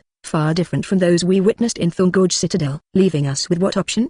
Annalise inquired. The way I see it, we should move into the vampires' territory, the headquarters of the Order of the Rose. They hunt the Guardians just as the Sentinels do, and we need to engage with them eventually, be it on friendly terms or otherwise. It'll be safer there than here, and it'll place us closer to our goal. Given what you disclosed to the Sentinels, they'll be expecting us to go there, Gilliman pointed out. I thought the same. Argrave crossed his arms. Before recent events, I had intended to use the Sentinels as a cudgel against the vampires, win them to my side, talk them into coming with me. Argrave scoffed at himself. Guess I learned that you shouldn't mess with the crazy. Regardless, if they're pursuing us, the only thing I can think of is trying to force a confrontation between the vampires and the sentinels. Maybe diplomacy, maybe just shepherding. It's an obvious thing to do. If the leader of the group pursuing you is competent, he will notice that intent immediately. Gilliman shot down quickly. That said, it's not a bad idea to head into the vampires' territory. At the very least, I understand how they might be better than dealing with these guardians. I can keep watch better. Okay, we can refine things further as we journey, but for now, we head to the headquarters of the Order of the Rose in Nordmaid, where the vampires reside. We'll stick to the perimeter of the city, fewer areas the guardians might approach from if we've a wall on one side. We will have less maneuverability, rebutted Annalise. True, but that's only if we're caught. Argrave nodded. I don't think it's possible for the 6 pigeons linked to me via pack leader to come down through the darkness. I wish I had thought of this when we were escaping, but, well, what's past has passed. As such, Argrave raised a hand, a spell matrix forming. The link between him and the birds shattered. He felt a strange emptiness in his chest, as though an emotional piece of him had been torn away. If possible, forming a druidic bond with local flyers is paramount. There are birds down here? Annalise asked incredulously. No, Argrave said after a pause. Bats. Oh, right, she nodded, somewhat embarrassed. Stupid question. Argrave smiled, finding some solace in amusement amidst the constant uneasy dread. Can't blame you. Place is big enough for birds. I suppose we should count ourselves lucky there are no flying guardians in this hellhole, Argrave mused. He looked at Annalise for a while. How are you holding up? I knew what to expect. I steeled myself, and we have only barely begun. Annalise shook her head. All right, things ever get too much, don't hesitate to stop us, Argrave said. Argrave felt a hypocrite saying that to Annalise when uneasiness and anxiety plagued him so terribly. A voice echoed in the back of his head, saying, this is it. This is where the skies end, and where I plummet into what I knew was coming. Try as he might not to dwell on it, Argrave had a fear of death as sharp as mint on his breath. Argrave stepped to the doorway. Let's get going. Gilliman, keep an eye out for bats, would you? Bats, people, vampires, necromantic abominations. Anything else? He shook his head bitterly, adjusting his helmet. Not yet, Argrave shook his head. Soon, though. A servant poured water over a plant in the greenhouse. The flowers resembled poppies, but they were a deep and rich purple that shimmered in a way that was not entirely mundane. That is enough, Ilnor said, standing just behind the servant. She wore a white and green dress, as ever. The dress was long so as to cover the stumps that were once her feet. She wore white prostheses that barely showed beneath the dress. They were accurate imitations of feet, with the nails made of gold. But, the servant said, I only just began watering this one, my princess. These are the imperial poppies. I remember their smell. You overwatered them yesterday, and they don't need much water to begin with. You were distracted. I remember, Ilnor said neutrally. The servant seemed surprised the princess even knew where they were standing. She opened her mouth and started to say, don't argue, Ilnor interrupted. The princess turned her head to the side. A maid walked down the aisle of greenery. My princess. You call for me? The maid greeted, curtsying. Despite the fact that her master was blind, the maid had been quite diligent in maintaining her appearance. Her orange hair was neatly bound in ring braids, and every part of her uniform was impeccable. The princess head stayed idle, facing the maid as though watching her, despite the blindfold hiding her empty eye sockets. I did call. Ilnor held out her arm. Walk me back to the fountain. The maid hurried to obey, gingerly grabbing the princess' arm. She walked forth slowly, the princess steps beside her confident. One could not be certain if it was trust in her servant or confidence in her abilities that made the princess steps so sure. Indune has declined to return from Elbril. He intends to do something. He did not specify what. The maid relayed quietly once the servant was beyond them. I see, Ilnor said. Keep in touch. Watch over him. Inform me of his doings. Yes, my princess. The maid nodded. One of the royal knights at his side is one of your ears. I know, Ilnor said. Make sure communication is infrequent and discreet. I cannot risk my brother learning I have one spying on him. Yes, my princess, the maid said once more. Threes. The princess stopped walking. The maid was surprised that the princess knew her name, and her eyes widened. Why yes, my princess. Many of the other maids that serve me have loose tongues and loose fingers. They take money where they can. If I did not so ruthlessly punish traitors, they would doubtless sell my information to the nobility. Princess, I have never. The maid stuttered. I know. As I said, the maids have loose tongues, especially for each other's misdeeds. Most thefts, I am aware of. I make an example of some that cannot be ignored without an adverse impact on my respectability. Yet you, for years, you have never been dishonest. That is why I intend to give you a position of importance. Three's eyes widened. The princess turned her head towards the flowers nearby, stepping close. She inhaled sharply through her nose, and then exhaled. When that was done, She looked back to the maid. Things must happen in the coming months. The opening I saw to fly away from this place has closed. Elbrail has folded. I must find another path. If no opening exists, I must create one. To create one, I must poke holes in that which has been built around me. I live to serve, Princess, Threes said, placing her hand to her chest. Live for yourself. The princess shook her head. But know that beneath my wings is the best place for you. I have never heard you speak like this, Princess, Threes said uneasily. Ilna stepped forward. And you will be the only that does, I believe. She fumbled about, but eventually her hands grabbed Threes' shoulders. There must be upheaval, chaos. The box that contains us must shake until it tears. You are capable, you are loyal. I wish for you to do this. Threes took a deep breath, and then exhaled. What must I do, Princess? Ilna leaned in and whispered, Margrave Reinhardt's brother, Bruno of Parben. He still lies in my father's hands. Ilna paused, and then continued, we must begin the process of planting one of our own in the team that tends to him. My father has him guarded well. He is of great value to securing victory for Veska. That is why he must die, and the whole world made aware of his death. Threes shook, but eventually nodded. Realizing the foolishness of the gesture in front of a blind person, she quickly said aloud, I will, my princess. Do not rush things, the princess said sweetly. Be slow. Be quiet. Leave no loose ends. Inform me before you take any action. Can you promise me this? Yes, Threes said at once. Yes, I can promise, my princess. Good. Ilna smiled. And when we are alone, call me Ilna. Thank you for this grace. Ilna, Threes said somewhat awkwardly. The princess reached to her ears and fiddled for a moment, before pulling free both of her earrings. They were studded with many diamonds. Their base gold. Take these. Sell them. It is but a beginning to a long and fruitful relationship. In time, you will become my right hand. Threes looked overwhelmed, and Ilna placed the earrings in her hands. Now, go. Yes, my prince, Ilna. Threes corrected, then curtsied and moved away. Ilna stayed facing her as she left, smile on her face. The maid had already long gone, yet it remained. Only after a great deal of time did her smile fall. She took a deep breath as though taking in her surroundings. She felt around, feeling the nearest flowers. The white roses. 300 steps to the square, she recited in a low mutter. The princess walked forth with no escort by her side, perfectly in the center of the pathway. Chapter 88, Oppressive March. If there was one thing that Argrave hated above all, it would be ignorance. More specifically, his own. Seeing something he had no clue about made him squirm. When he encountered such a scenario, Argrave took two routes: ignore the thing in question entirely or learn it completely. Perhaps that was why he had taken up the role of editing the wiki for the game, to seek remedy for his ignorance by learning every detail that there was to be known about heroes of Berenda. This trait had helped him a great deal, both in the past and after his arrival at Berenda. It allowed him to focus on magic far beyond a point most would deem normal. Argrave found magic interesting, and it was also largely foreign to him. It had become a conduit that his efforts could be directed to, just as his fascination with heroes of Berenda had been in the past. In essence, he had replaced one outlet with another. In the low way of the rose, his dislike of his ignorance served as prime kindling for the all-consuming flame of anxiety. Uncertainty was Argrave's primary companion, being both pursued by the stone apatal sentinels and flanked by the horrors of the low way. Their trek through Nordmade was harsh.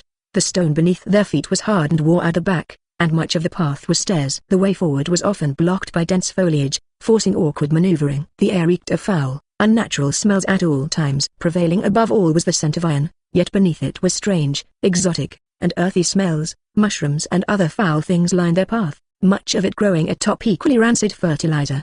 That alone was challenge enough, but at times, Argrave could see them beyond the wide leaves and towering buildings. The guardians of the low way. They were brutal creatures with a cold simplicity. Their body resembled a human head, though with a jaw removed. Two muscular arms sprouted from enlarged ears. 8 black eyes with golden irises stared off in all directions. Weapons of varying types had been buried in the back of their hands, held secure by metal bolts. Lack of maintenance over centuries left near all of them badly afflicted by rust. Every time Argrave spotted one of these creatures, his blood would run cold and his body would shake.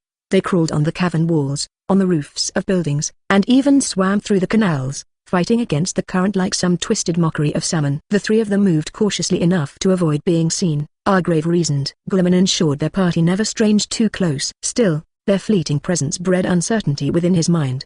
The oppression of the low way wore at Argrave's sense of time. The unceasing light from the flesh plants above furthered that effect. The rays would flicker at times as the faces blooming on the flowers blinked, casting ever-dancing shadows that gave one the impression the entire city was constantly moving.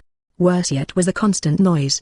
The streams flowing through the canals emitted an unceasing roar. The sound would shift in volume as they moved, rebounding off the stone corridors and growing more or less intense as they moved up and down stairs. Buzzing or chirping insects occupied everywhere. making even the areas away from the canals constantly awash with sound. At times, the constancy of these noises would be supplanted with howls, screams, and roars. They were infrequent, and that infrequency only increased Hargrave's uneasiness as he tensed, waiting for the next to come, fearing what it might be. He had guesses, of course. He knew what was in the low way, but there was no certainty. Hargrave tried his damnedest to suppress all of that. Annalise was with him. She would certainly be having a rougher time than he. Glimmen remained constant, leading their advance as ever, undaunted and steady. Hargrave had no place to be held back by these things. He tried to find the same courage that he'd mustered within Thorngorge Citadel, only to realize that had been confidence, not courage. He had known what to expect. Now, though, he felt exposed. He felt his feet were metaphorically bare and cut as he trod through a salt mine. The sole comfort he found in this place was the distant sight of the headquarters of the Order of the Rose, brightly lit by the red lights of the flesh plants winding in and out of the stone on the cavern walls and ceilings. Of all the buildings, the headquarters was the only one that broke the uniformity in Nordrmaid. It resembled Petra vaguely, if only by its entrance alone. All of the vines of flesh and bone originated from the building, and as such, the light was most intense there. Beyond the entrance was darkness, though. Hargrave crested the top of one of the terraced pyramids, eyes fixed on their destination. Breathing heavily, he raised his hand to his mouth and a spell matrix swirled, conjuring water that he drank sloppily. Glimmen stopped, waiting. Annalise stepped up beside Hargrave, significantly fatigued but nowhere near as badly as he. Hargrave exhaled after he'd finished drinking. He spent some time to catch his breath, then said hoarsely, "Not much further. Let's keep going, and this quickly." Hargrave veritably dragged his legs forward. "No." Glimmen stopped Hargrave. "I smell the foul blood of the Guardians ahead. It's moving away. We can take another path. Or wait." "I would advise the latter." Hargrave was secretly relieved for the opportunity to rest and looked about for a place to do so. The higher portions of the city were mostly crossroads, so there were few buildings about. After some time, they decided to descend down the stairs a small amount further to enter a decrepit residential building. Once within, Hargrave sat on a solid piece of rubble. It wobbled briefly, but he settled it and leaned back. His knees, feet, and back all ached horribly, and the pain surfaced as he stopped his motion. Glimmen stood at the doorway, watching and waiting, while Annalise found a place near Hargrave to rest. "You're damned reliable, you know that, Glimmen?" Hargrave said, wiping some sweat that leaked into his eye. He grunted half-heartedly. Hargrave brought his feet up, removing his grey leather boots. He cast low-ranking healing magic to relieve some of the pain. Out of the corner of his eye, he saw Annalise moving about. He raised his head, watching her. She had a book in hand. "You're reading?" Hargrave inquired. "I need a distraction, anything," she answered quickly, voice taut. "I'm at the cusp of learning B-rank magic. I will press towards that." "Not good to distract yourself in a place like this," Glimmen said, though his tone was not especially judgmental. "This place is utterly devoid of all that is good," she rebutted quickly. "Escaping from it, if only with my mind, will keep me sane." Glimmen had no rebuttal. Hargrave took a deep breath, feeling some measure of guilt well up within. He finished healing his feet, and then removed a vial of black liquid from his backpack. He downed it quickly and felt the magic resurge within. Hargrave sat in silence, his taxed mind and shaken body regaining some clarity. He rummaged in his backpack, pulling free the bronze hand mirror to strengthen his resolve. Something came to mind, like a bolt from beyond. "I'm the reason these people are here. They're following me." His gaze turned away from the mirror to each of his two companions in turn, examining them. They were battered and weary. They had endured the same things that he had. They did this willingly. They did so because of conviction, because of duty, and because they should. They were people willing to die for these simple facts. What did he give them in turn? Empty words. Absolute trust. But at arm's length, he told them nothing beyond what they needed to know. Why was that? He wondered, and Hargrave knew the answer. Beneath all the veneers, his refusal to examine his own reality led to an inability to accept these people as people at all. The realization set in like a chill, and Hargrave shuddered. It was a difficult thing to stomach, and he didn't really want to think about it now. He cast another glance at Annalise and Glimmen. "Things have got to change. You'll only fail if you keep on as you are. You have these people by your side for a reason, because they're capable. Let them in. You, alone, have proven insufficient." Another voice argued against him, admonishing, "Where would you even begin? You keep them in the dark for a reason. Better to be a false apostle than a madman. Honesty doesn't earn any friends. You might not be able to see through it, but stone is harder than glass." Rose's words came back to him, the fact that he had no plan if he should die. "It would be for the best if I convey all that I know to these two. This way, even if I die, I'll leave a successor, someone that can be sure the world doesn't end." Annalise would be perfect, smart, capable. Yet again, another voice argued, "If you die, what's the point of anything? Let them die without you. They've moved on." Glimmen's voice split into Hargrave's thoughts, and he flinched. "Oh," he said quickly. "That's good. That's great." He stood, quickly putting his boots back on. "Come now," he said, mustering false cheer. "The road has been long and hard, yet every step we take, we grow closer to our goal. Struggle begets growth. Argrave walked towards the doorway. Set this aside for now. Listen to Gilliman. A distraction in a place like this will kill you. Argrave walked back out into the city of Nordrmaid. Just as before, it was a harsh and grating place. Nothing offered reprieve. The dreadful atmosphere was suffocating. Argrave took a deep breath. His chest felt strangely tight. I wish I could say we'll be moving to safety. Instead, we're just embracing another threat, Argrave mused, staring out at the headquarters of the Order of the Rose. At least this one is more manageable. Vampires sound nice at this time of day. One who is dehydrated would be remembered as the greatest fool if they drown in the first spring they find, Gilliman said, stepping past Argrave and moving to the stairs. Do not rest easy. I am not infallible. Argrave nodded. But you're damned reliable. Like I said, let's go. Chapter 89, Fewer Options. Darkness loomed ahead, starkly contrasting with the red lights shining behind. Argrave tried to peer beyond to little effect. I don't sense anything ahead, said Gilliman. Only debased viscera, he contributed after pausing a moment to find the word. The vampires may be using magic to disguise themselves. You mentioned they were apprentices of a mage group, the Wayward Thorns. Gilliman turned to Argrave. Doubtful. They know rudimentary magic. Nothing beyond that. Centuries mean very little if you don't have access to spellbooks, or the genius needed to make your own spells. They have ridiculously deep magic pools, but no spells beyond D rank. There are reasons for that, but I'll share them when we aren't caught in a vice. Argrave raised up his hand, a spell matrix forming. A ball of light jumped into the air, banishing some of the darkness before them. The headquarters of the Order of the Rose in Nordrmaid may once have been grand, but its residents had changed it. Much of the place had been dyed red from centuries-old blood. It wasn't the site of some bloody slaughter. Instead, the roses of flesh that gave off light winding about the ceiling had been torn down and destroyed by the vampires to shroud the place in darkness. The bodies of the flesh plants were much less frightening than the things themselves. Once the flesh rotted away, all that was left was long stalks of ivory. Is light wise? Annalise questioned, staring at the ball of flame cautiously. They're vampires, the majority of them older than Gilliman. Darkness means nothing for them. Annalise stepped forward, contributing her own light and further illuminating the place. It's quiet here, figuratively and literally. You mean not picking up any feelings? Empathy meter goes cold just ahead? Argrave inquired. Yes. She spared a glance back, then examined the bottom of her boots. Her eyes stayed locked on the corpse of one of the guardians. The thing's arms had been torn off. It had been drained of blood. Still, I cannot say this place is particularly soothing. Right with you, Argrave agreed, stepping up beside her. The harsh and piercing smell of iron still persisted here, but most other scents died. No insects made noise in the darkness beyond. Indeed, the only noise still present was the barely audible sound of the canal outside, but once they proceeded deeper, Argrave was sure it, too, would fade. The central lobby was quite a large place. A statue fountain about 10 feet tall stood decorating the center. But the fountain had been rendered useless, the faintest bit of polluted red water spouting pathetically out of the statue's chipped mouth. This place was largely free of the foliage consuming all of Nordrmaid.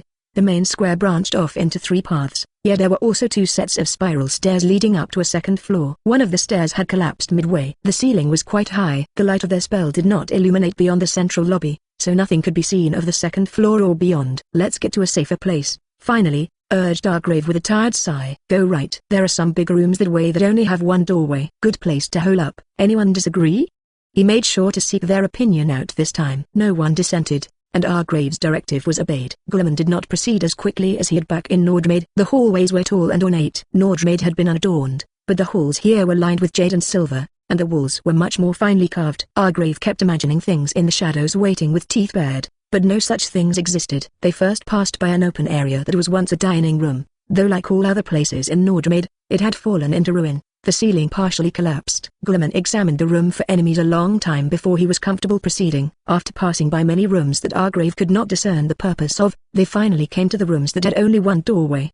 They looked to be storage areas, for they were often blocked with thick iron doors and filled to the brim with shelves and grates. Gilliman examined the insides of many, deeming most unfit for reasons Argrave did not begin to guess. Finally, Gilliman pushed open one door and looked around slowly. This place looks to be sufficient, he said after a time. Argrave pushed past him, eager to sit down and rest his feet once more. When his spell light trailed into the room after him, it illuminated a fairly empty storage room. Argrave was looking at one of the grates, when something caught the light of his spell, reflecting back at him. It took him a second to process that they were eyes. The vampire started to close the gap between them quicker than Argrave could even recognize what it was. Once Argrave realized it was a vampire, bad memories resurfaced of Barton, of him calling out for Gilliman moments before being seized, his very blood stolen. He froze. The vampire didn't seek to seize Argrave, though, its long nails aimed for his neck, hunting for a quick kill. Gilliman pushed Argrave aside, casting him to the ground. He met the vampire's charge, seizing its arm and stopping its attack.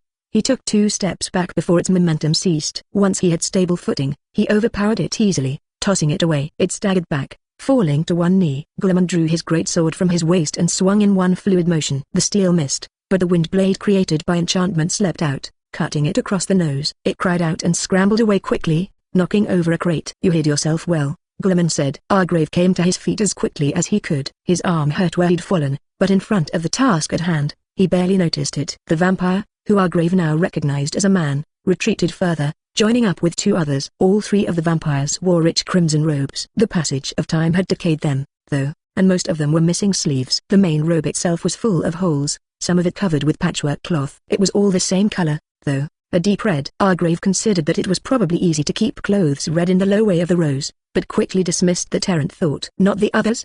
one said, a woman, voice low and urgent. "No.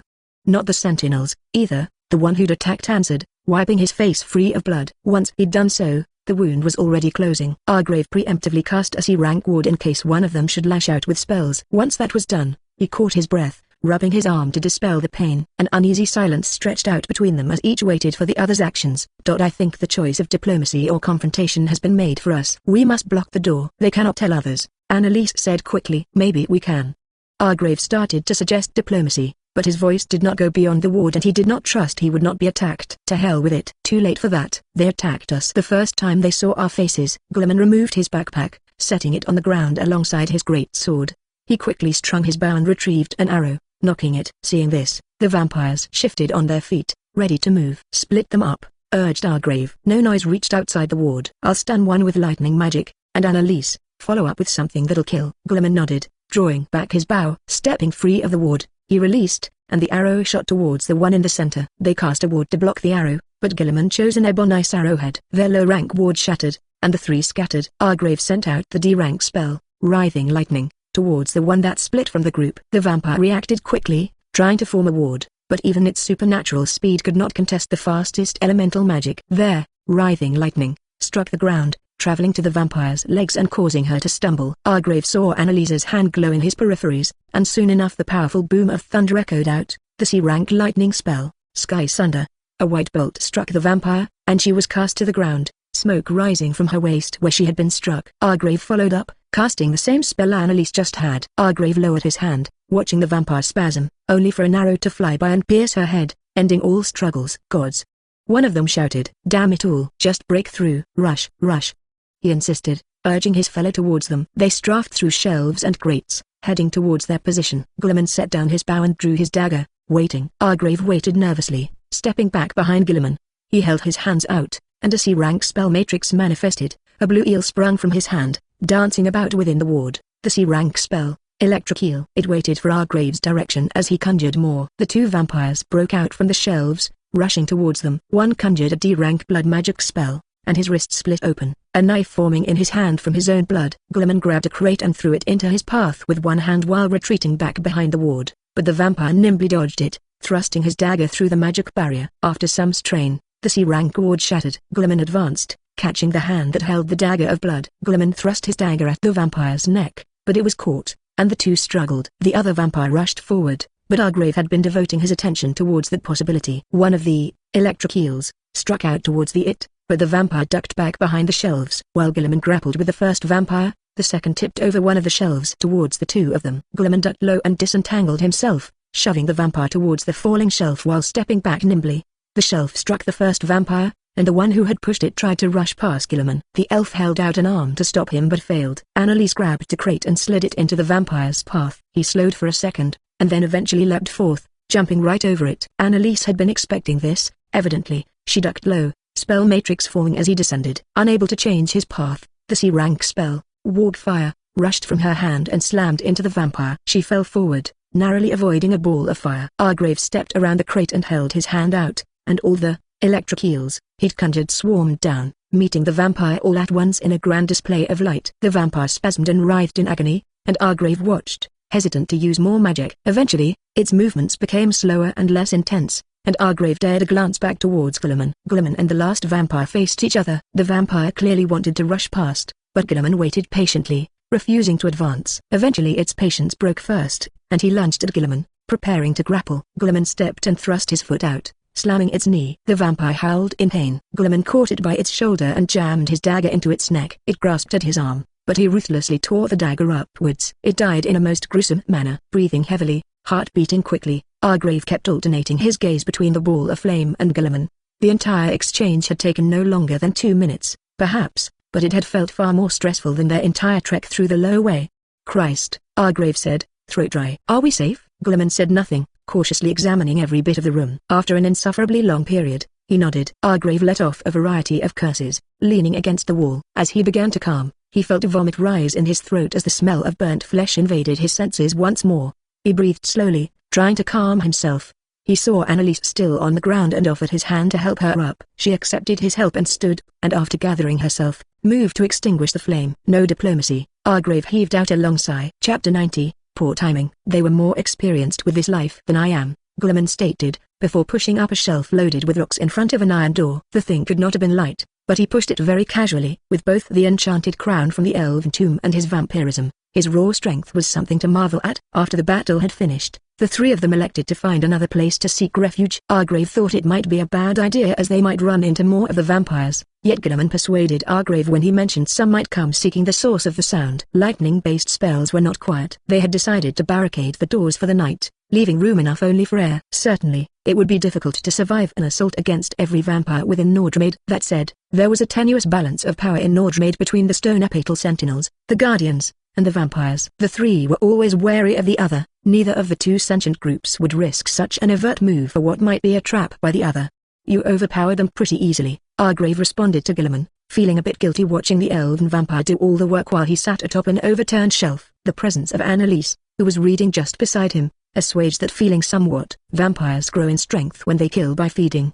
They call it drinking the lifeblood. Considering most of the blood they drink doesn't come from that, they can't be exceptionally powerful vampires. Experience isn't strength. Guilliman shook his head, dusting off his hands against each other. And vampirism isn't just a passive state. The beast, the curse within. Some vampires suppress it, resist it, like me. He tapped his chest, the gauntlet ringing out against the metal chest plate. "In return, we receive minimal benefits while largely retaining moral reasoning. Others embrace it." Guilliman stepped forward towards Argrave until he stared down at him. "They caught the curse within, unable or unwilling to resist it. They succumb to bloodlust, lose their sense of morality. But in return, they gain the power of the curse." His gaze turned back to the door. Back there, they stopped their heartbeat, ceased their breathing, eliminated all trace that they were alive. Embraced Undeath fully. "I have to be more vigilant," he scolded himself, voice low. Argrave tilted his head, looking up at Guilliman. "How do you do it?" Guilliman removed his helmet, and his matted white hair fell to his shoulders. "Do what?" "You never sleep. You're always vigilant, always watching, always ready. You never falter. Despite all that, I never hear you complain," Argrave said. Annalise looked up from her book, evidently intrigued by the line of questioning. Guilliman stepped away, turning his head. "It's different than what you think." "Help me understand," pressed Argrave. "I don't get tired. I don't get headaches, or aches, or fatigue. I only grow unsated." He raised his helmet, looking into the twin sockets. "There is but one need I must monitor." Argrave leaned back, resting his elbow against the shelf to support himself. "If you're trying to turn me, you're doing a great job selling it." Guilliman's head snapped towards Argrave, and he took 2 quick steps forward. "The curse is not to be trivialized. The vampire's very existence is a scourge upon the living. Their life is sustained by misery and death. All of them deserve death," he said intensely. Argrave tensed. "Yet before becoming a vampire, you campaigned at the head of Drez's army, killing tens of thousands of your own kind in warfare," Annalise commented, closing her book. "Is that not an utmost display of this misery and death you speak of?" Argrave's face slacked at the unexpected contribution. Guilliman turned his head towards her, brows furrowed. "Do not misunderstand me. I'm not admonishing you." She raised her hands innocently. "I am merely questioning if it is truly misery and death you have a problem with. You united Vaiden alongside Draz. You even expressed that, if you had not become a vampire, you would have aided him in invading Berenda." Annalise stared up at him. "That was different. It was for the greater good," he said, his back straightening. "For Vade. For the good of all Vaidaimen. Therein lies the true answer, I think," Annalise said calmly. "You take issue with vampirism because Vade fashions vampires as an abomination before her eyes, to be purged." Guilliman took a deep breath, and then turned away. He raised up the helmet once more, gazing into it. I hate that which I am. I hate myself. And my cowardice. If you're a coward, I have to seriously re-evaluate my own standing on the spectrum of bravery," Argrave rebutted incredulously. "I am good at fighting because I fear death," he told Argrave, slightly shaking his head. "Fear spurs me towards martial perfection." Glimmen hefted the helmet in his hand, and then looked back at the two of them. And because I fear death, I violated the thing I was most proud of, my faith in Vade. Most proud of? You have a son, remember? Argrave was tempted to say, but felt it was better left unsaid. You're right, Annalise. The curse lies not in the hunger, the beast. The true curse is what it deprived me of. My homeland, my wife, my son, my friends, the patriarchate that I helped create. Glimmen clenched his hand tight on his helmet. There are nights when I think of what is behind me. And I think of what I did to stay alive that day. I just want the day to end. He looked to Argrave. But sleep never comes. I'm left alone with myself, who I hate. Argrave said nothing. He wasn't sure there was something he could reasonably say to that. And yet, despite what has happened to me, Vade did not abandon me, Glimmen said finally, tone lightening somewhat. She gave me a path to atonement. Directic Kiet, he who would judge the world. A desperately pitched battle, and one that I must throw myself into fully. Glimmen walked up to Argrave. Dres knew I was afraid of death, and he used that to secure victory, placing me in impossible situations time and time again. And now, another fool of the same nature has come along, Glimmen said somewhat bitterly, white-eyed gaze locked on Argrave. I will atone. I will prove myself before Vade. That is the truth of how I do not falter. Argrave was a bit taken aback by the abrupt shift of the conversation's tone. His mind harkened back to his thoughts earlier this day. Even if, he began, his voice shaking. He took a deep breath and began again. Even if I'm not who you think I am? Even if all that nonsense about Erleben is made up? His gaze moved back and forth between the two of them. Because it is, he continued when neither spoke. I'm no agent of Erleben. In the silence after his confession, Argrave's heart was beating rapidly. Both stared at him, saying nothing. Glimmen eventually broke the silence, asking, Admateth, you went to that shrine, communed with him. What was that, then? That was to receive the blessing of supersession. It was a business deal, nothing more, nothing less. Second time I did contact, and the last, if I have my way. Argrave spread his hands out. I strung you two along with nonsense, acting like I had the world in the palm of my hand. Now we're here, and I've proven my incompetence. Argrave's uneasiness spiraled further upwards in the silence that followed. Glimmen stepped away. Even barring your punishment of me, the indentured servitude, as you called it. Glimmen crossed his arms. Not 6 months have passed since I was hired. I am still bound by contract. I would be here regardless. Wasn't exactly honest about the terms and conditions. Argrave shook his head. You wanted me to stay by your side and protect you and perform the occasional menial task. The fault lies with me for not inquiring more about who you were and what you intended to do. Argrave found those words a little difficult to swallow. Eventually, he only nodded when no words came up to counter Glimmen's words. He looked at Annalise. What about you? You left your home, your family, terrible though they may be, to go off with someone who concocted a tale. It does no good to speak of this now. She shook her head. We are here. Now, what happens after can be settled once we make an after. Argrave sat in the silence. This doesn't bother either of you? You had all but confirmed it. Annalise shook her head. And now you have confirmed it. But let me ask you this, do you intend to fight Directik Kiet? Argrave took her question in, examining it beyond a mere token confirmation. After a brief moment, he nodded. I do. You have proven your knowledge is real time and time again. I will likely keep following even after you reveal its source, so long as you stick to that goal. She placed her hands on her knees neatly. I have had my moments of doubt. I will not deny I considered leaving silently, one night. But the way you act, it is as though you are being chased.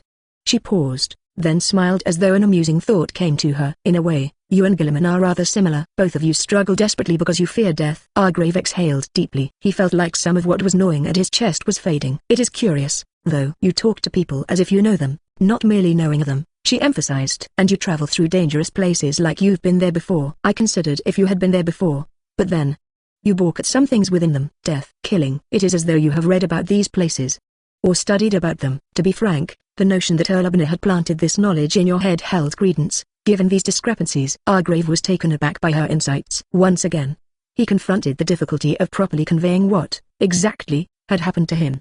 He opened his mouth, but before he could speak Annalise interrupted. You did drag us into this. I am still deeply rattled by this place, both physically and mentally. I cannot say I hold no enmity. I am no saint.